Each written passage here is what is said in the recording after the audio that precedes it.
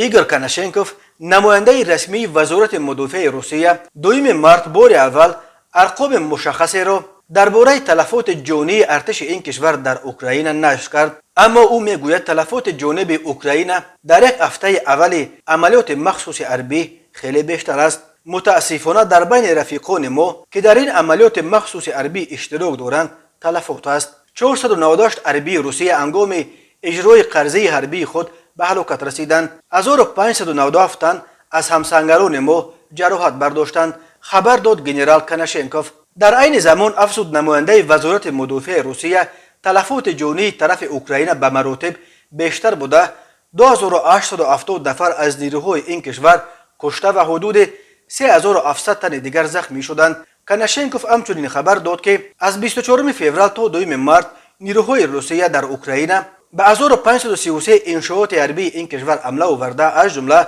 54 بنگاه فرماندهی و علاقه، 39 شبکه زینیتی S3 بوک و اسا، 51 ایستگاه رادیولوکاسیونی را هدف قرار دادند. او افزود نیروهای روسیه در این مدت 58 هواپیما، 484 تانک و ماشین‌های دیگر زیر پوش، بیش از 200 توپخانه و مینامیات، 336 ماشین حربی و 47 هواپیمای بی‌سرنشین اوکراین را نابود کردند.